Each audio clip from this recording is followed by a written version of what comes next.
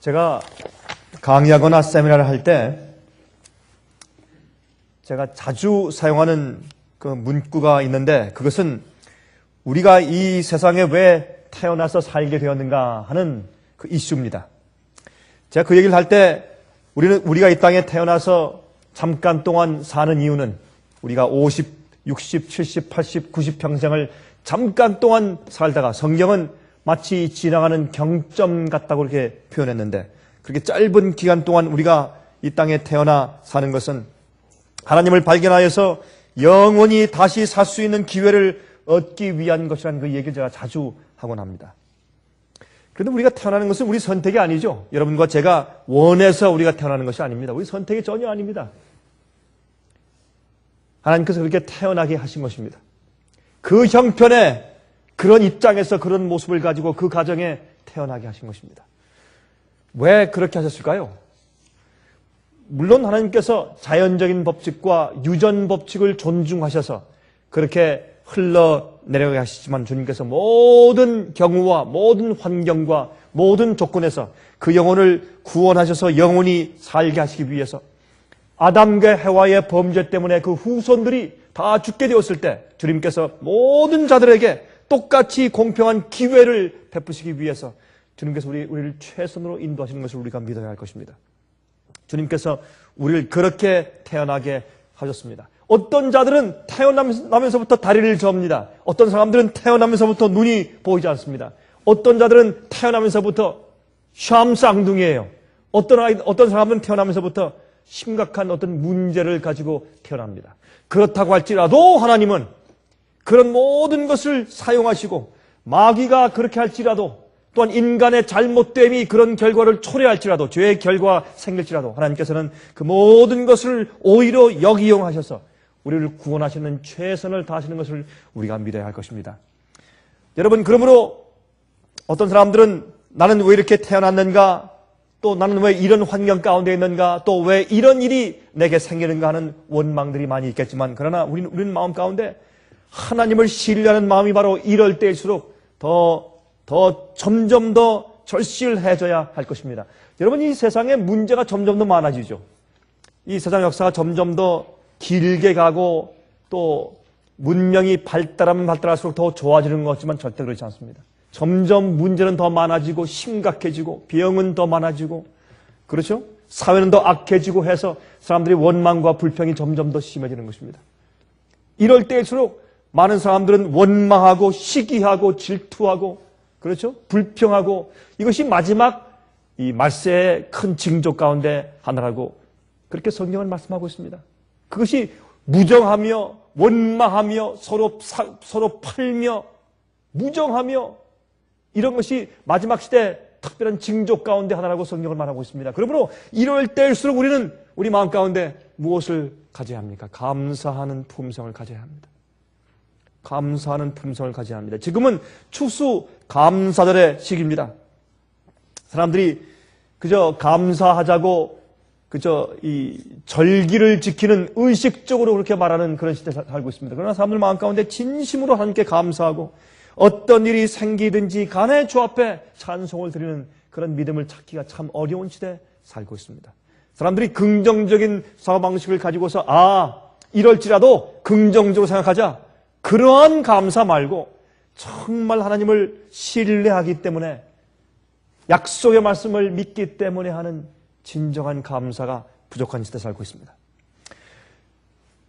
오늘은 제가 그래서 이 문제에 대해서 성경 속에 있는 한 가지 간단한 이야기를 통해서 우리가 다 주님을 한번 다시 바라볼 수 있는 기회를 갖고자 합니다. 그리고 주님께서 우리를 어떻게 구원하시는가 하는 그 모습을 조금 같이 살펴보았으면 좋겠습니다. 우리 다 같이 누가복음 8장이라는 말씀을 좀 펴겠습니다. 누가복음 8장입니다. 누가복음 8장 40절부터 42절까지 있는 말씀을 좀 펴보겠습니다.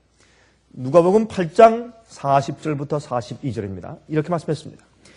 예수께서 돌아오심에 무리가 환영하니 이는 다 기다렸음이라.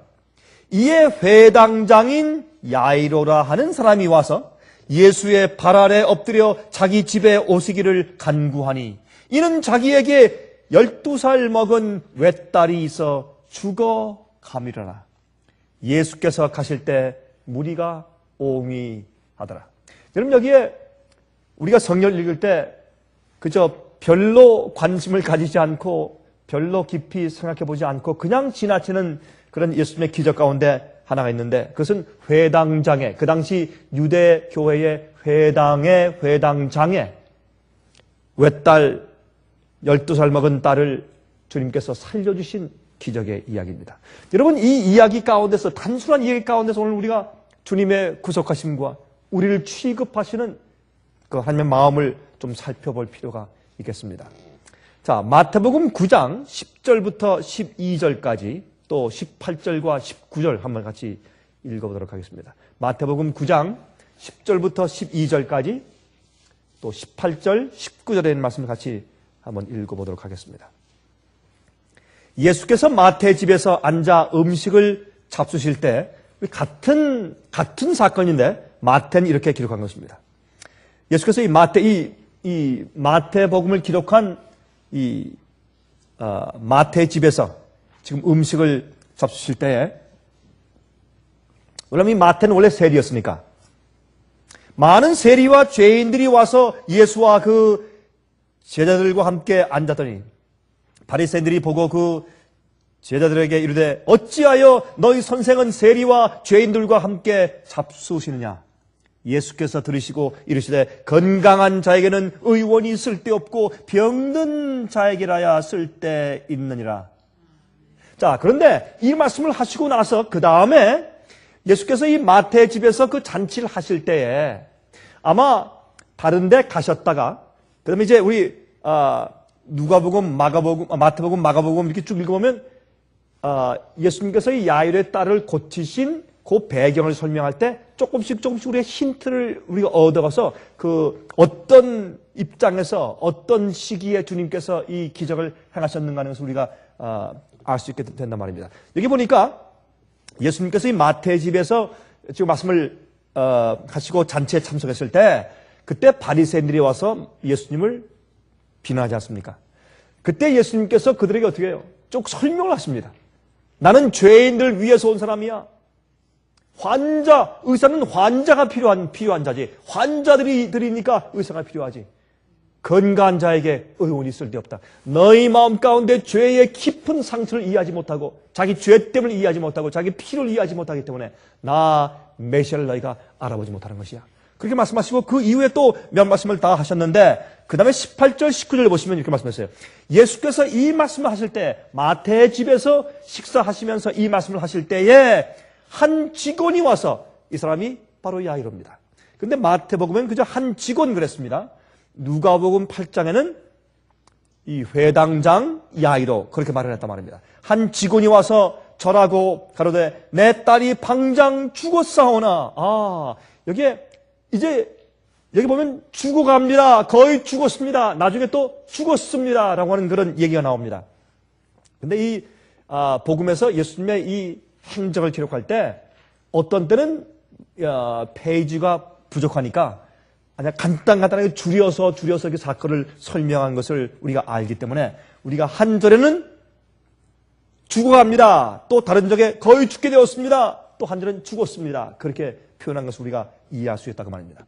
내 딸이 방장 죽었사오나 오셔서 그 몸에 손을 얹으소서 그러면 살겠나이다 하니 예수께서 일어나 따라가심에 제자들도 가더니. 여러분 여기 보면 예수님께서 지금 어느 집에 계십니까? 세리 집에 계세요. 또 바리새인들과 제사장들과 율법사들과 회당장들은 교회 측에서는 예수님을 비난하고 또 뭐라고 합니까? 지금 이 어떤 비난하고 정죄할 구실을 찾기 위해서 호시탐탐 노리다가 잘됐다. 어떻게 너희 주인은, 너희의 선생은 어떻게 이렇게 세리들과 죄인들과 이렇게 즐기느냐? 경건하지 못하게. 이렇게 말할 때 교회 전체가 예수님을 공격할 때 그때 야이로가 와서 예수님께 무릎을 꿇고 이렇게 사정을 합니다. 다시 말해서 여러분 이 환경과 이 입장은 회당장이 올 곳이 아닙니다. 회당장이 와서 교회 전체가 정죄하고 시리라는 그런 자에게 무릎을 꿇고 제발 내 딸을 와서 고쳐달라고 살려달라고 간구할 그럴 장소와 그럴 때가 아닙니다. 그럴 때가 아닌데 야이로 회당장이 왔습니다. 그것은 우리에게 상당히 중요한 의미를 갖습니다. 그렇죠? 마가복음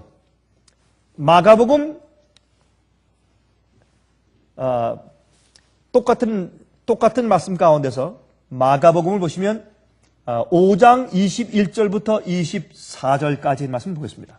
마가복음 5장 21절부터 24절.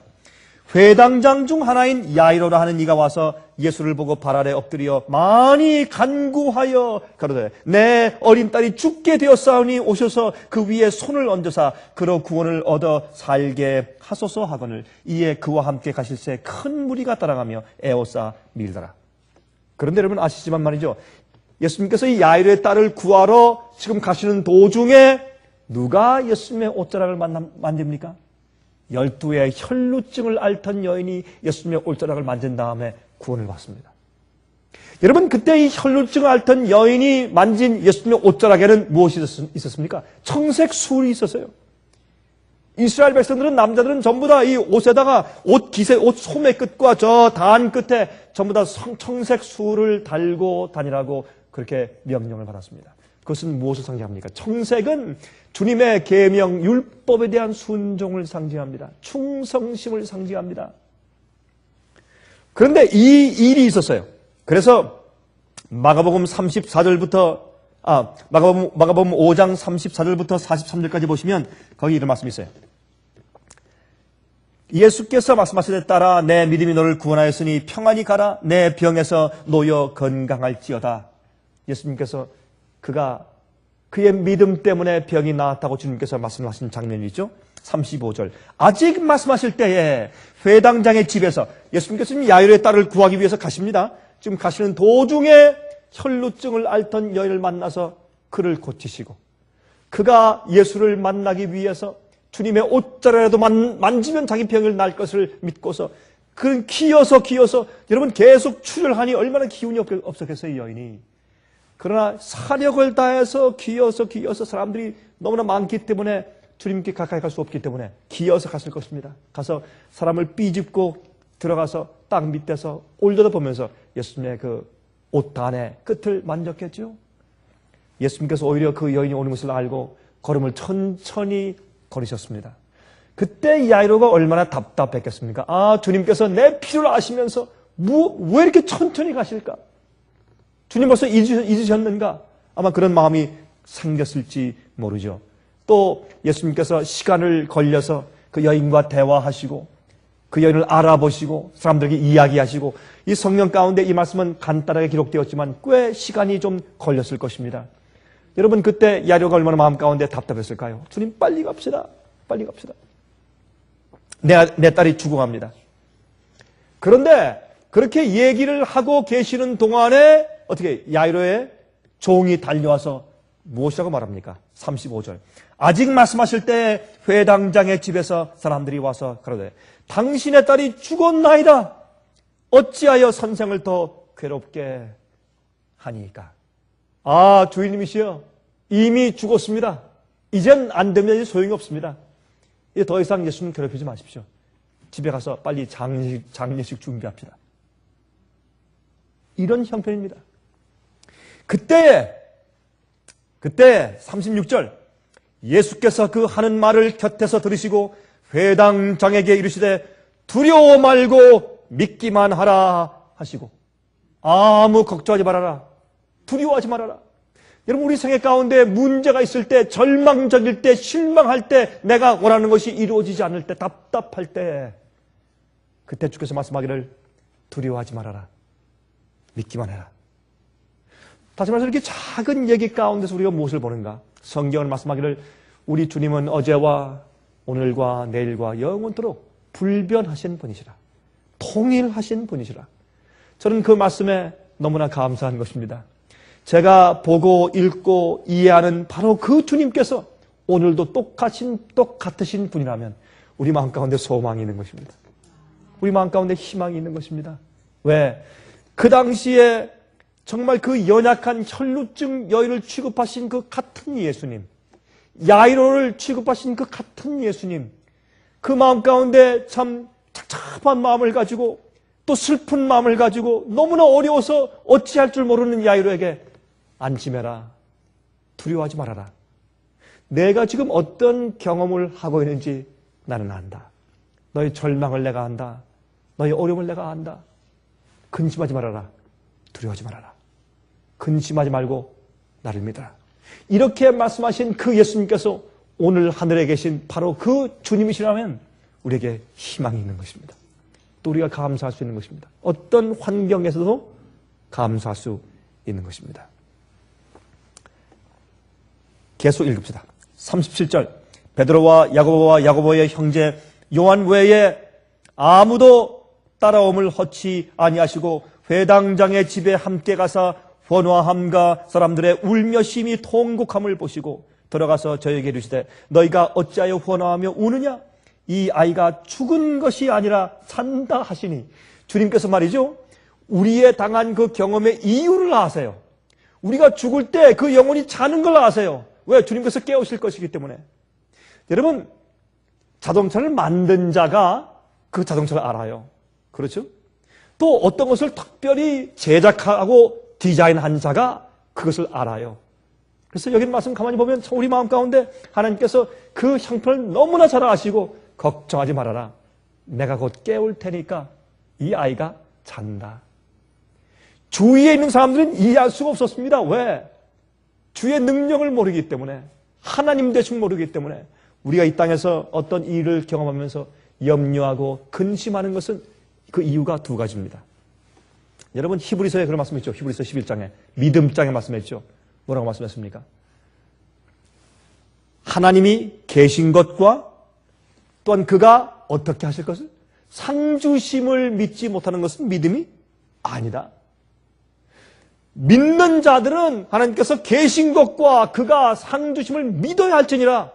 그 믿음이 없이는 아무도 하나님을 기쁘시게 할 수가 없다 그랬습니다. 그래서 우리가 두려워하거나 염려하거나 어려워하거나 절망하거나 또한 고통하는 이유 가운데 큰 이유는 주님께서 정말 계실까?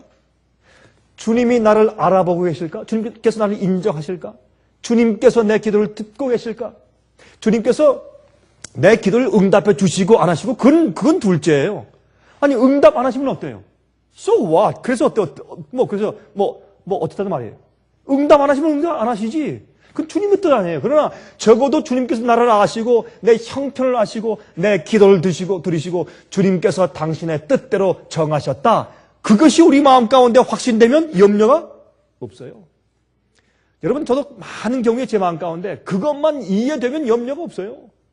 주님이 아시고 제 기도를 들으시고 주님께서 이미 결정하셨다. 그것만 제 마음 가운데 확신이 생기면 아무것도 두려워할 것이 없어요. 죽으면 죽고 망하면 망하고 어려우면 어려운 거지. 그렇죠? 더 이상 걱정할 것이 없어요. 주님께서 아시고 주님께서 결정하셨는데 그러면 되죠. 그런데 주님께서 나를 아시나? 주님께서 내 형편을 아시는가? 이 큰 우주 가운데 적은 지구 그 속에서 적은 나의 형편 주님께서 아실까? 내 기도를 들으셨을까? 그것이 어떤 때 우리 마음 가운데 어려움을 주는 것입니다. 많은 그리스도인들 고통이 바로 그것입니다. 하나님이 정말 계시는지 나를 아시는지 내 형편을 돌보고 계시는지 그렇게 바쁘신 주님께서 나를 아실까? 내 형편에 관심이 있으실까? 그것이 문제입니다. 또 주님께서 이미 내 케이스에 대해서 결정을 하셨을까? 여기에 대해서 우리 마음 가운데 신뢰가 있다면 걱정이 없지요. 주님께서 말씀하십니다. 이 아이가 지금 잔다. 왜 우느냐? 울지 말아라. 그쵸? 여러분 그 당시에 유대인들도 이런 장례식 때 우는 사람들 샀어요. 우리 한국도 그렇죠? 그죠? 계속 이 유족들이 계속 우는 것도 이 분수가 있지. 우는 사람을 사지 않습니까? 와서. 유대인들도 똑같았어요. 우는 사람을 샀어요. 그래서 계속 후원하고 우니까 그쳐라 좀 조용해라. 이 아이가 자는 것이다. 내가 지금 깨우러 들어간다. 그렇기 때문에 우리 마음 가운데 무엇이 있습니까? 평화가 있을 수 있고 즐거움이 있을 수 있고 감사가 있을 수가 있는 것입니다.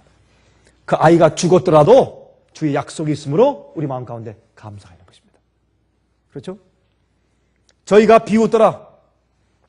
예수께서 저희를 다 내어버리신 후에 비웃는 사람들, 불신을 가진 사람들이 옆에 있으면 주의 뜻이 이루어질 수가 없어요. 다 나가라. 그렇죠? 믿는 자들만 있어라. 이건 참 중요한 얘기예요. 우리 생활 가운데서 믿지 않는 가족들, 믿지 않는 교우들, 믿지 않는 친구, 직원들, 일이 안 돼요. 주의 성령께서 역사할 수가 없어요. 여러분, 주님 믿지 않은 사람들은 그래가지고 뭐라 그래요? 온 붙었다, 온 붙었다. 그렇죠? 네? 뭐 부적 갖다 걸고. 근데 그거는 믿지 않는 사람들 얘기지만 사실 우리 믿는 사람들에도 그래요. 우리는 온 붙었다. 그런 말을 안 하죠. 우리는. 할 수가 없지만 그러나 불신이 있는 곳에 주의 역사와 성령 역사가 이루어질 수가 없어요. 그래서 주님께서 비웃는 자들 다 나가라. 가족까지 나가라. 한 다음에 주님께서 어떻게 해요? 그 부모와 또한 세 제자만 데리고 들어가셔서 예수님께서 그 아이 있는 곳에 갔습니다. 41절. 그 아이의 손을 잡고 말씀하시되 달리 닦고 마시니 번역하면 곧 소녀야 내가 내게 말하노니 일어나라 하십니다. 소녀가 곧 일어나서 걸으니 나이 12살이라 사람들이 곧 크게 놀라고 놀라가는 예수께서 이 일을 아무도 알지 못하게 하라고 저희를 많이 경계하시고 이에 소녀에게 먹을 것을 주라 하시니라. 여러분 여기 잘 보세요. 믿지 않고 있다가 예수님께서 그 아이를 부활시키고 살리신 기적을 보고 다 놀라서 찬송한 사람들, 소용없는 사람들이에요. 그 사람들은 말이죠, 어떤 집회 와가지고 야 감동받았다 처음엔 막 욕하다가 말이죠, 나중에 또 어떤 일이 있을 때 다 비난하다가 나중에 그래? 야 굉장하네 이렇게 하는 사람들, 우리 한국말로 뒷북치는 사람들, 소용없는 사람들이에요. 그런 사람들은 시시각각으로 변할 사람들이에요. 예? 환경에 따라서 믿다가 안 믿다가 할 사람들이에요. 저기 편리하면 따라다가 불편하면 도망가고, 그렇죠? 또 인기 있을 때 좋아하고 칭송하다가 조금 어려움과 핍박이 오면 도망을 갈 사람들. 그런 사람들을 뭐라고 합니까? 쭉정이. 그렇죠? 쭉정이라고 합니다. 예. 그러므로 우리가 이런 아주 단순한 말씀 가운데서도 우리가 주님의 섭리와 뜻을 읽을 수가 있습니다. 예수님께서 달리다꿈. 여러분 달리다라는 뜻은 아람어입니다. 히브리 말과 아람어는 거의 같아요. 이 아람어로 달리다라고 하면 달리다 꿈, 그런데 달리다는 어린 양이요. 그러더니 어린 양. 꿈 아니면 꿈이 일어나라. 어린 양아 참 귀엽게 12살 난 그 어린 여자에게 어린 양아 일어나라. 내가 너에게 생명을 주었으니 내가 다시 너를 일으킨다. 일어나라. 그리고 이 아이에게 좀 무슨 먹을 것을 주어라. 무슨 귀신처럼 일어나는 것이 아니라 진짜 살아있는 사람으로 부활했어요. 그래서 어떻게 먹을 것을 주어라. 증명하기 위해서 먹을 것을 주어라. 그렇게 했습니다. 여러분 예수님께서 이 세상에 계실 때 죽은 자를 살리신 경험은 꼭 3번밖에 없습니다. 왜요? 아니 죽은 자들이 그렇게 많았는데 주님께서 병자를 많이 고치셨죠. 그러면 죽은 자들도 한 수백 명, 수천 명 좀 부활 좀 시키시면 얼마나 좋아요. 그런데 죽은 자를 살리신 경험은 몇 번이요? 꼭 3번. 누굽니까? 나사로. 또 누구 있어요? 나인성의 과부의 아들. 또 누구요?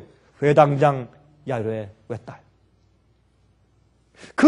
여러분 그 이유가 어디 있을까요? 그 이유는 예수께서 이 땅에 오신 것은 죽은 자를 부활시키고 살리려고 오신 것이 아니라고 말입니다.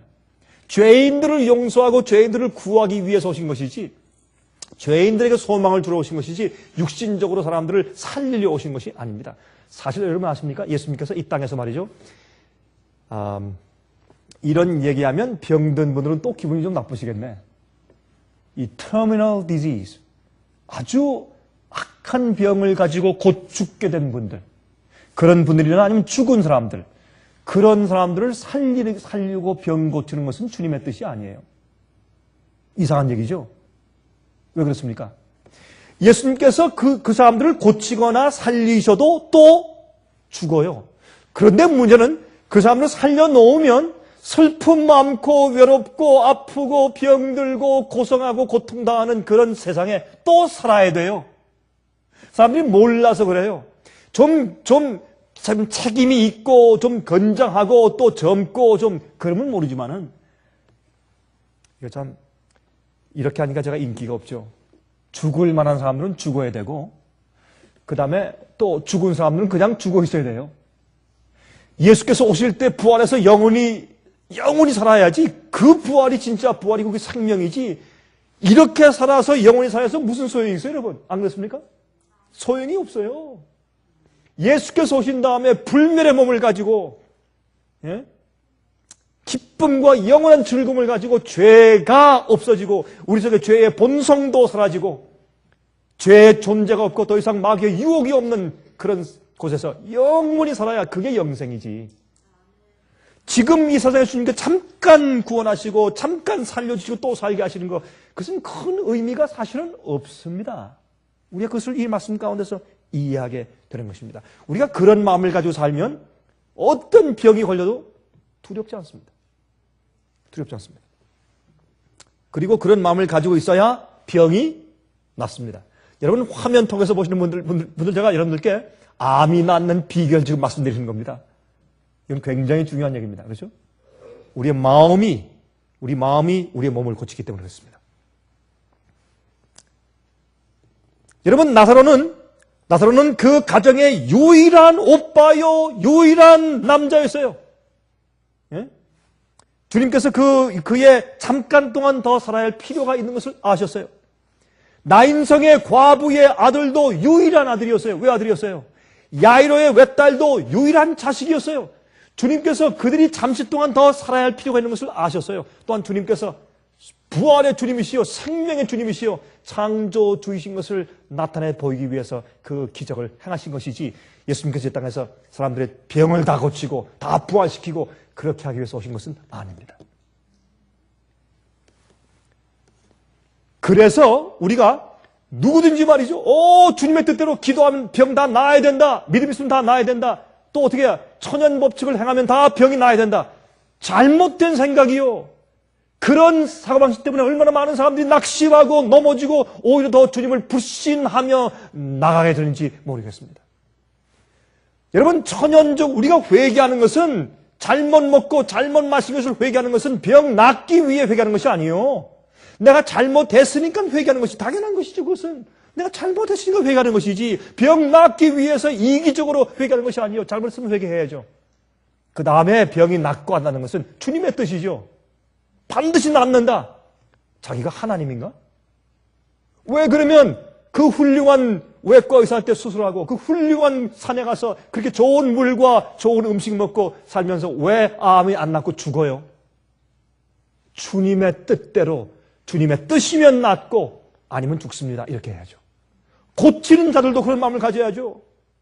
여러분, 여기 주님께서 이 땅에 오셔서 3명만 살리신 것만 봐도 우리가 그 주님의 뜻을 이해할 수 있어요. 주님께서 사람들 다 살리셔서 이 정말 어려운 세상에 계속 더 살도록, 주님 왜 날 깨우셨습니까? 그냥 놔두시지. 이런 원망을 주님께서 받고 싶으시 않으신 겁니다. 쉽게 얘기하면. 예? 주님, 나 그저 편안히 잠들어 있는데 왜 날 깨우셨습니까? 그럼 어떻게 할 거예요?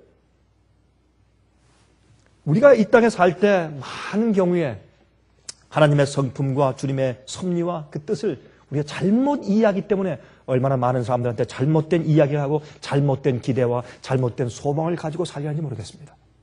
많은 사람들에게, 죽게 된 사람들에게, 어려운 사람들에게, 병난 사람들에게 그래도 감사하고 회개케 하고 지금 죽어도 영원히 살 것을 기대하고 그런 마음을 가지고 주 앞에 내가 죽든지 살든지, 내가 아프든지 건강하든지 잘 살든지 못 살든지 늘 주 앞에 감사하고, 주님께서 나를 이 땅에 태어나게 하셔서 잠깐 동안 기회를 가지고 진리와 하나님 발견하여 살게 하신 그 축복을 인해서 감사케 하고, 예?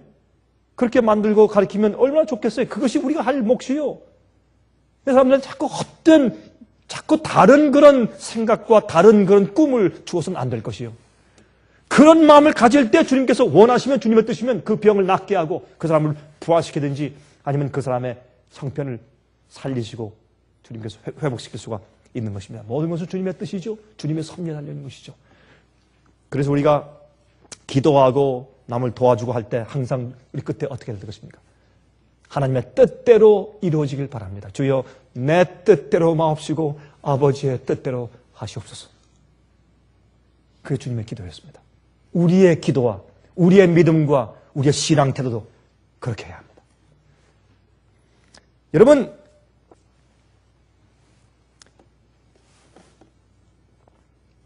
회당장은 그 당시에 제사장은 아니었지만은 아주 영예로운 위치에 있었던 관원입니다. 행정자입니다. 교회의 높은 행정자예요. 회당장입니다. 이분이 있었던 그 회당의 크기가 얼마였는지 모릅니다. 야이로의 회당의 크기가 얼마인지 모르지만 그는 꽤 명예가 있는 그런 관원이었습니다. 그런데 그가 이곳에 와서는 안 될 장소입니다. 교회에서 정죄하고 출교시킨 예수님의 집회에 온 것입니다. 여러분, 지난주에 제가 한국에서 제가 목사님들과 제가 집회했을 때, 이제 많은 분들이 오셨는데 그 목사님들 가운데서 한 분이 저한테 조용히 와서 저한테 이런 질문을 했습니다. 목사님, 제가 목사님의 그 말씀과 가르침에 제가 100% 다 동의합니다. 저도 앞으로 그렇게 살 마음이 있고 앞으로 교회에서 그렇게 가르칠 마음이 있습니다. 그런 결심이 있습니다. 그런데 한 가지 질문이 있습니다. 이렇게 하다가 내가 쫓겨나면 그 다음에 어떻게 됩니까? 제가 이 말씀을 연구하면서 제가 그 생각이 제 마음 가운데 떠올랐습니다. 그분의 생각이 떠올랐어요. 그분의 얼굴이 떠올랐어요. 나도 이렇게 하다가 쫓겨나면 어떻게 됩니까? 여러분, 이 장소에 지금 야이로가 올 장소가 아니었어요. 그러나 어떻게 왔습니까? 어떻게 야이로의 눈이 열려서 하나님을 보게 되었느냐 말이에요. 어떻게 해서 그가 주님을 인정하게 되었고 어떻게 와서 그런 입장에 바리새인들이 와서 예수님을 정죄하고 있는 그 좌석에 그는 뛰어와서 그 교회에서 출교당한 예수님 앞에 무릎을 딱 꿇고 주님이시여, 아주 여러분 간청하기를 제발 우리 집에 오셔서 우리 딸아이를 살려주십시오. 어떻게 그렇게 할 수 있었느냐 말입니다. 그 유일한 이유는 그의 생애 가운데 위기가 생겼어요. 그래서 우리 인간들의 위기는 하나님의 기회이다. 우리의 위기는 하나님의 기회이다. 그건 좋은 것입니다. 좋은 것입니다. 우리가 어려워지는 것은 좋은 것입니다. 오히려 그리스도인들이 아무런 문제가 없고 아무런 고통도 없고 아무런 져야 할 십자가가 없고 마귀의 시련과 핍박이 없으면서 편안한 것은 오히려 더 위험하고 무서운 것입니다. 그러나 성경은 말씀하기를 오히려 위기가 주님께서 우리를 구속하시고 우리 죄인들의 완악한 마음이 풀어지고 우리의 다친 눈이 띄어지고 눈을 떠서 하늘에 계신 하나님을 볼 수 있는 때라, 볼 수 있는 기회라, 그렇게 성경을 말씀하고 있다, 그 말입니다. 이 12살 먹은 외딸이 죽어가고 있습니다. 아마도 여러분 그의 생애 가운데서 가장 중요한 것이었을 거예요. 이 회당장에게 자기의 명예와 자기의 삶보다 더 중요한 것은 아마 이 하나밖에 없는 자식, 이 12살 먹은 그 딸 아이였을지도 모릅니다. 그의 생애 가운데 가장 중요한 것, 그는 아주 책임 있는 위치에 있었고 좋은 평판을 유지하여야 하는 그런 생활 가운데 있었습니다. 그런데 그의 생애에서 가장 중요하고 즐거운 것이 여러분 죽어가고 있는 것입니다. 지금. 그렇죠? 가장 보람있고 즐겁고 그의 마음을 기쁘게 해주는 가장 생애 가운데 중요한 것이 지금 죽어가고 있어요.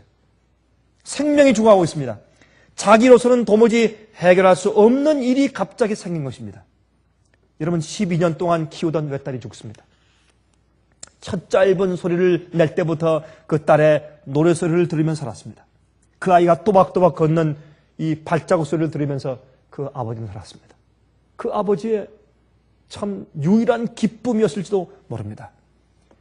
근데 그 아이가 죽는 것입니다. 가장 자기 생애 가운데 가장 중요하고 가장 보람되고 즐거운 어떤 것이 사라집니다. 그때 갑자기 야이로의 마음 가운데 어떤 것이 들어옵니다. 그때 그의 모든 일들과 모든 평판들과 인기와 지위가 갑자기 하루아침에 그 의미를 상실합니다. 그렇죠? 갑자기 모든 것이 다 무의미해져 버렸습니다. 죽느냐 사느냐는 기록 가운데서 자기의 가장 소중히 여기던 자기의 어떤 것이, 자기 아이가 죽어가고 있을 때 다른 모든 것들의 가치가 다 없어지고 맙니다. 제가 이걸 가만히 보니까 말이죠. 주님께서 우리를 구원하시는 섭리가 그런 것 같아요. 만약 그 사람이 정말 영적으로 굶주리고 목말라서 주님 찾기 위해서 막 애를 쓰고 몸부림치고 그렇게 하지 않는 한 정말 주님께서 그 영혼에게 마지막 그가 태어난 그 이유, 주님 발견하고 진리를 발견해서 죽게 하시는 것, 그 이유를 그 사람 생각 가운데서 이루시도록 하기 위해서 주님께서 최종적으로 주시는 것은 뭐냐면 그의 생각 가운데 가장 사랑하는 것, 가장 중요한 것, 그것을 빼서 가시는 겁니다. 그래서라도 그 사람 마음 가운데 완악한 마음을 없애고 눈을 열어서 가장 중요한 것이 무엇인지, 이 땅에 있는 것이 아니고 자식도 아니고 하나님이란 사실을 이해토록 하기 위해서 그렇게 하신단 말입니다. 우리 인간이 언제 하늘에 계신 주님을 바라보고 알게 됩니까? 우리의 가장 중요한 것이 죽게 되었을 때, 그때 우리가 하나님을 볼 수가 있습니다. 내가 가장 애지중지하던 그것에 실패했을 때, 내가 기대하던 그 큰 것에 실패했을 때, 그때 하나님을 보게 됩니다. 그런 자들은 복이 있는 것입니다. 그런 자들은 축복을 받은 것입니다. 그런 자들은 주님의 큰 사랑을 받은 것입니다. 그렇기에 우리는 모든 일에 항상 감사할 수가 있는 것입니다. 인간의 위기는 하나님의 기회입니다. 믿음은 나면서부터 가지고 태어나는 것이 아닙니다. 경험을 통해서 오는 선물입니다. 또한 믿음은 좌절과 절망 속에서 피어나는 꽃과 같습니다. 마치 연꽃과 같습니다.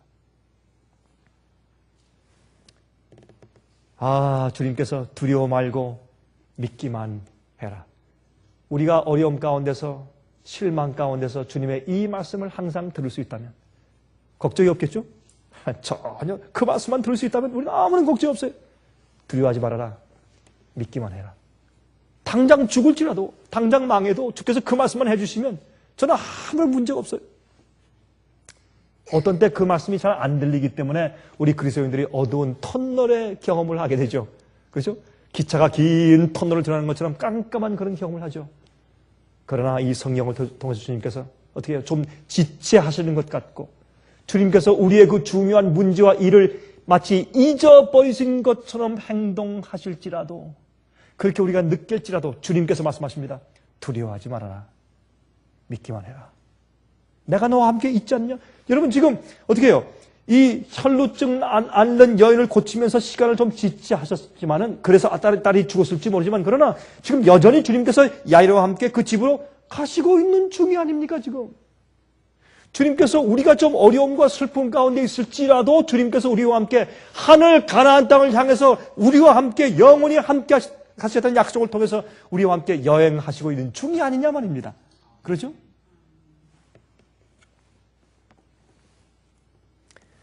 그래서 예수님의 말씀이 우리에게 실제적으로 다가오죠. 임마누엘, 하나님께서 우리와 함께 계시다. 예수께서 말씀하기를 내가 너희와 세상 끝날까지 함께 하리라. 여러분, 그런데 그 말씀을 해주신 그 사람들은 지금 다 죽었어요. 그러면 그 말씀이 누구에게 이루어져야 합니까? 이 마지막 시대 살고 있는 우리에게 그 말씀이 이루어져야 돼요. 내가 세상 끝날까지 너희와 함께 할 것이라. 그들은 죽었어요. 세상 끝에 사는 사람들은 우리예요. 세상 끝날까지 그 약속의 말씀이 우리에게 이루어지고 있다, 그 말입니다. 병들어도 감사할 수 있어야 합니다. 절망적인 일이 생겨도 감사할 수 있어야 합니다. 하나님을 볼 수 있는 기회니까 두려워하지 말고. 왜요? 바로 그러한 위기는 하늘에 하나님을 볼 수 있는 눈이 열리는 시간이 될 수 있기 때문에 그렇습니다. 우리 화면을 통해서 이 말씀을 듣는 분들 가운데서 혹시 낙심되는 경험 가운데 있는 분들이 없습니까? 슬픈 경험 가운데, 병 가운데 고통당하는 분들이 계시지 않습니까? 여러분들도 주님의 말씀을 오늘 들을 수가 있습니다. 두려워하지 말아라. 믿기만 해라.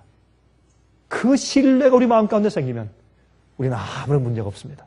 그런 가운데서도 감사할 수가 있단 말입니다. 여러분, 제가 작년도에 아마 이 말씀을 드리는 것을 아마 기억하실 것입니다. 제가 한 번은 차를 타고 제가 운전을 하는데 라디오 방송에서 이 추수감사절 이 시기인데 한 그리스도인 자매가 간증하는 말씀을 제가 들었습니다. 물론 미국 사람이죠. 이렇게 간증을 했습니다. 오늘 내가 주 앞에 참으로 감사합니다. 내 남편이 지금 fraud charge, 사기의 혐의로 지금 감옥소에 가 있습니다. 난 그래도 주 앞에 감사합니다. 제 마음 가운데 그거 참 좋은 간증이다. 근데 그런 간증하는 사람 참 많이 있다. 참 좋은 분이다. 자, 그런 생각을 했습니다. 그런데 이 부인이 계속해서 말했습니다. 얼마 전에 내 17살짜리 아들이 그만 자기 목숨을 끊어서 자살했습니다. 그래도 나는 참 주 앞에 감사합니다. 그럼 제가 깜짝 놀랐어요. 야, 참 놀라운 이야기다, 저건. 어떻게 17살짜리 자기 아들이 자기 목숨을 끊었는데 감사할 수 있을까? 또 말했습니다. 그는 계속해서 자기는 지금 암이 걸려서 암 말기로 죽어가고 있다고 말했습니다. 그래도 자기는 주 앞에 감사한다고 간증을 했습니다. 제 마음 가운데 깊은 감동이 들어왔습니다. 야, 참 놀라운 간증이다. 어떻게 그럴 수가 있겠는가? 그런데 그가 하는 얘기는 그 이유였습니다. 무엇이 나를 그렇게 감사하게 만드는가? 내가 믿는 것은 하나님께서 자기와 자기 가정을 구원하시기 위해서 지금까지 최선을 다해 오신 것을 내가 믿기 때문에 감사합니다. 얼마나 놀라운 믿음이요. 감사는 그런 믿음에서 오는 것이요. 감사는 예언이요. 신뢰에서 오는 것이요. 감사는. 그리고 덧붙여서 그 부인이 말했습니다. 나는 하늘에 가면 더더욱더 많이 감사할 텐데 그 이유는 하늘에 가서 주님께서 우리를 구원하기 위해서 얼마나 역사를 많이 하셨는지를 내가 더 많이 알게 될 것이기 때문에 난 하늘에 가서 더 많이 감사하게 될 것입니다. 얼마나 놀라운 믿음입니까? 그런 믿음을 가지면 우리가 성경의 말씀처럼 우리가 항상 범사에 감사할 수 있지 않겠습니까? 우리 몇 말씀만 좀 읽어보십시다. 바울의 감사라는 사상이 그의 편지서에 가득 있는데 한번 보십시다. 데살로니가 전서 5장 18절 범사에 감사하라 이는 그리스도 예수 안에서 너희를 향하신 하나님의 뜻이니라. 주님의 뜻이에요. 우리 항상 감사하는 것은. 로마서 12장 12절 소망 중에 즐거워하며 환난 중에 참으며 기도에 항상 힘쓰며 이것이 주님의 뜻이에요. 또요 에베소서 5장 4절과 20절 누추함과 어리석인 말이나 희록의 말이 마땅치 아니하니 돌이켜 감사하는 말을 하라. 범사에 우리 주 예수 그리스도 이름으로 항상 아버지 하나님께 감사하며 빌립보 4장 6절 아무것도 염려하지 말고 오직 모든 일에 기도와 간구로 너희 구할 것을 감사함으로 하나님께 아뢰라. 여러분 많은 경우에 우리가 주 앞에 기도할 때 불평하며 기도하죠. 하소연하죠. 성경 말씀하기를 모든 일에 감사하면서 하나님께 아뢰라 그랬습니다. 골로새 3장 17절 또 무엇을 하든지 말에나 일에나 다 주 예수의 이름으로 하고 그를 힘입어 하나님 아버지께 감사하라.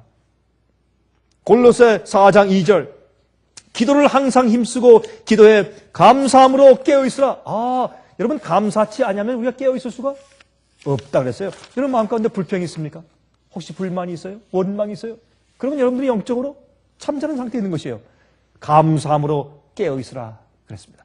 여러분 감사하는 것은 무엇입니까? 여러분 감사하는 것은 우리 마음이에요. 감사는 우리 입술이 아닙니다. 우리 마음이에요. 그 마음을 표시하는 것이요. 모든 일에 in all things 모든 일에 모든 경우에 감사를 했습니다. 누구에게? 하나님께. 많은 경우의 사람들은 하나님께서 왜 나를 이렇게 살게 하시는가? 왜 이러한 입장에 두셔서 등등 원망을 많이 합니다. 그러나 주님의 나를 구원하시고 영생케 하시는 주님의 섭리와 계획이 오늘도 내 속에서 이 온 우주의 모든 창조력을 다해서 내 속에서 이루어지고 베풀어지고 있다는 사실을 믿어야 할 것입니다. 두려워하지 말아라. 안심해라.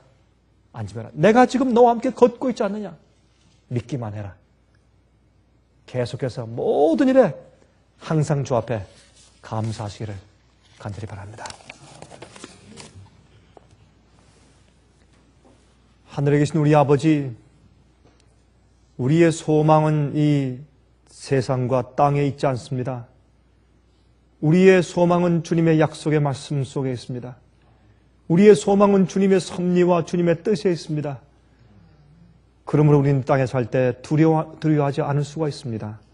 근심하거나 걱정치 않을 수가 있는 것은 주님께서 약속하시기를 이 세상 끝날까지 우리 믿는 자들과 함께 하시겠다고 약속해 주셨기 때문에 그렇습니다. 주님이시여, 그러므로 참 우리가 지금 찬송 부른 것처럼 괴로움이 많고 수고가 많고 시련 많은 세상에서 항상 주님 바라보고 항상 감사할 수 있도록 도와주시고 감사함으로 주 앞에 아뢰며 기도할 수 있게 저희를 만들어 주시옵소서.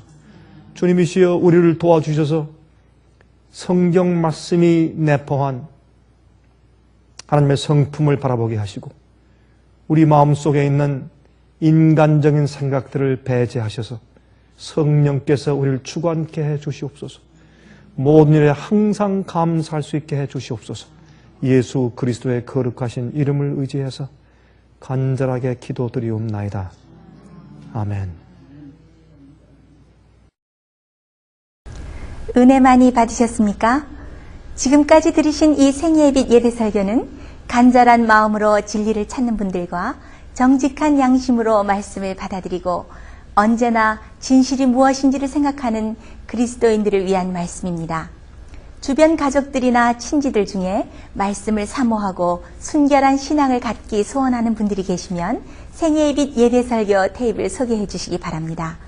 매주 원하시는 분들의 가정으로 직접 배달되는 생예빛 예배설교는 개인의 신앙 부흥이나 소규모 그룹 예배를 위하여 비디오와 오디오 테이프, DVD, CD로 제작되었습니다. 생예빛 예배설교 테이프를 원하시는 분들은 1-877-704-1004번으로 전화하여 주시기 바랍니다. 생예빛은 각종 미디어, 즉 출판물, 텔레비전, 비디오, 오디오 카세트 테이프, DVD, CD, 그리고 웹사이트를 통하여 복음을 전하는 미디어 선교 기관입니다. 생예빛에서 이루어지는 선교 사업을 크게 5가지로 나누어 소개하면 다음과 같습니다. 첫째로 생예빛은 가정과 건강과 참된 신앙을 소개하는 월간지 살아남는 이들을 매달 발간하고 있습니다. 가정과 건강 문제뿐만 아니라 참된 신앙과 성경에 나타나 있는 중요한 진리들에 대하여 매달 깊이 있게 다루는 최고의 신앙지입니다. 둘째로 생애의 빛은 미국의 주요 도시에서 텔레비전 선교 방송을 하고 있습니다. 많은 분들은 생애의 빛 선교 방송을 통하여 복음을 발견하고 새로운 생애를 살아가고 있습니다.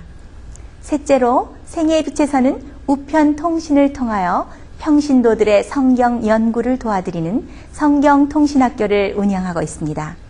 성경에 나타나 있는 중요한 문제들에 대하여 체계 있게 공부하기를 원하시는 분들은 성경 연구 단기 코스와 계시록을 통한 성경 교리 연구, 또한 요한계시록 연구 과목을 신청하시기 바랍니다. 교재 및 모든 비용이 무료인 생애의 빛 성경 연구 과정을 통하여 복음과 예언 문제를 가장 쉽고 체계 있게 공부하시기 바랍니다. 넷째로 생애의 빛은 예언 연구를 위하여 특별하게 제작된 비디오 시리즈를 나누어 드리고 있습니다. 성경 구약과 신약의 대표적 예언서인 다니엘서와 요한계시록을 처음부터 마지막까지 자세하게 해설해 드리는 예언 연구 비디오 시리즈를 통하여 많은 분들이 성경과 미래에 대한 새로운 시야를 가지고 살아가게 되었습니다. 마지막 시대의 복음과 비밀이 담겨져 있는 다니엘과 요한계시록 비디오 시리즈를 신청하셔서 새로운 영적 부흥을 체험하시기 바랍니다.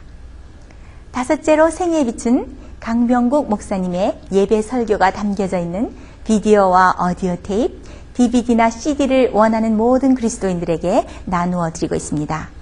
매주 생애의 빛 예배 설교 테이프를 받기 원하시는 분들은 생애의 빛으로 연락하여 신청하여 주시기 바랍니다. 끝으로 생애의 빛 선교 사업에 대해서 좀 더 자세하게 알기 원하시는 분들은 웹사이트 www.sostv.net을 방문하시기 바랍니다. 생애의 빛 웹사이트에는 지금까지 나온 모든 월간지와 비디오 테이프과 텔레비전 방송물들을 누구나 무료로 보실 수 있도록 준비되어 있습니다. 지금까지 소개해드린 생애의 빛 선교 교재들 중에서 원하시는 책자나 테이프 있으시면 무료 전화 1877-704-1004번으로 신청하여 주시기 바랍니다. 미국 동부 시간으로 월요일부터 금요일까지 9시에서 5시 사이에 전화해 주시기 바랍니다. 그럼 다음 시간까지 안녕히 계십시오.